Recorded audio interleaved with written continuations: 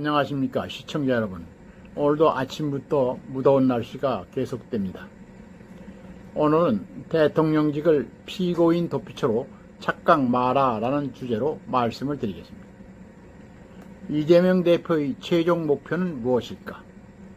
차기 대선 때까지 자신에 대한 모든 재판의 확정 판결을 피해서 대통령이 되는 것일 것입니다. 지금까지 그가 보여준 재판 지연 전술이나 당과 국회를 이재명이 지배 아래 놓는 과정을 보면 어느 정도 짐작할 수 있을 것 같습니다. 하지만 이 대표는 형사 피고인입니다. 그것도 혐의가 한두 가지가 아닙니다. 아마도 정상국가라면 그런 꿈은 백일몽에 지나지 않을 것입니다.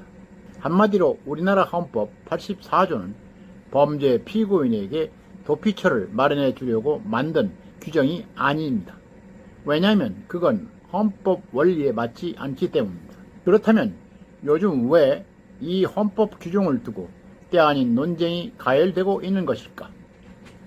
이재명 대표가 모든 형사재판의 확정 판결을 지연시킨 뒤 대통령에 출마해서 당선될 경우를 가정하는 데서 비롯된 것이 아닌가 합니다.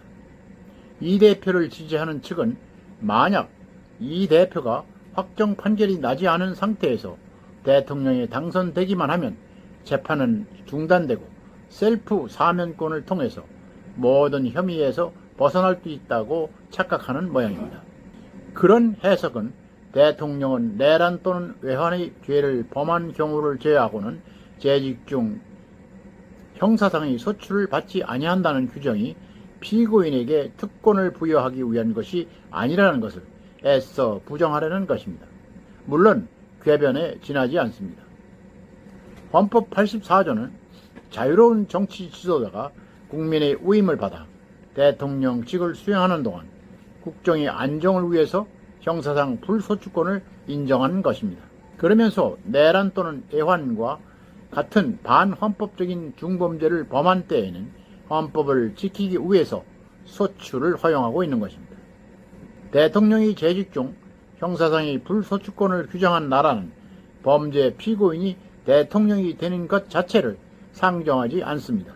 그런 엉뚱한 생각을 하리라고는 상상조차 않는 것이기 때문입니다. 따라서 대부분의 법치 선진국에서는 형사 피고인은 아예 공직선거에 입후보조차도 허용하지 않고 있는 것입니다. 자유민주 국가에서 헌법 해석의 일반 원칙은 통치권의 기본권 지속성을 지키기 위해서 국민의 기본권은 되도록 넓게 해석합니다. 하지만 통치기관의 특권과 권한은 가능한 좁게 해석합니다. 이런 원리에 비춰보더라도 대통령이 재직 중 형사상 특권 규정은 확대 해석해서는 안 되는 것입니다. 평등의 원리에 비춰봐도 축소 해석하는 것이 헌법 이념에 부합합니다. 따라서 헌법이 평등의 원칙을 구현하기 위해 특수계급의 창설을 금지한 규정은 대통령이 형사상 불소추권 해석에서도 존중돼야 하는 것입니다.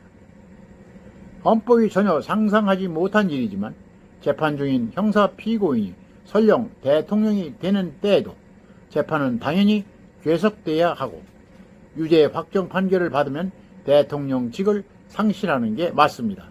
그래서 헌법도 대통령 당선자가 판결 기타의 사유로 그 자격을 상실할 때에는 60일 이내에 후임자를 뽑도록 하고 있는 것입니다. 헌법 제68조 2항의 대통령의 보궐선거 규정은 고리 시에는 대통령으로 되어 있고 자격 상실 사유에서는 대통령 당선자라고 표기해서 명백히 구별하고 있습니다. 그렇다면 헌법 질서의 확립과 법치주의 실현을 위한 가장 바람직한 길은 무엇인가? 재판 중인 형사 피고인이 대통령에 입후보하는 일이 없도록 하는 것입니다. 물론 그 열쇠는 사법부가 쥐고 있습니다. 이를테면 사법당국은 스스로 위법적인 재판 지연을 하지 말고 공직선거법과 위증교사 관련 사건과 같이 이미 공판 시 절차를 마친 것 사건부터 하루속히 1심 판결을 내려야 합니다. 항소심과 대법원도 집중심리를 통해서 대선 전에 확정 판결을 해야 하는 것은 물론입니다. 특히 법관의 편향적 정치 이념이 재판에까지 영향을 미치는 것은 헌법이 보장한 법관의 독립을 악용하는 일이라는 것을 잊어서는 안 됩니다. 만일 재판 지연으로 재판 중인 범죄 피고인이 대통령이 되는 상황이 온다면 헌법 해석의 차원을 넘어서 사법부는 심각한 문제에 봉착하게 될 것입니다. 결론적으로 말하면 헌법의 서추 규정을 두고 재판의 포함 여부를 따지는 것 자체가 잘못입니다. 서추는 수사부터 기소까지 뜻한다는 것은 사법 절차의 기초적인 상식이기 때문입니다. 거듭 강조하지만 사법부가 국민의 신뢰를 잃는다면 그런 사법부는 존재 이유가 없습니다. 사법부는 이 점을 항상 명심해야 할 것입니다.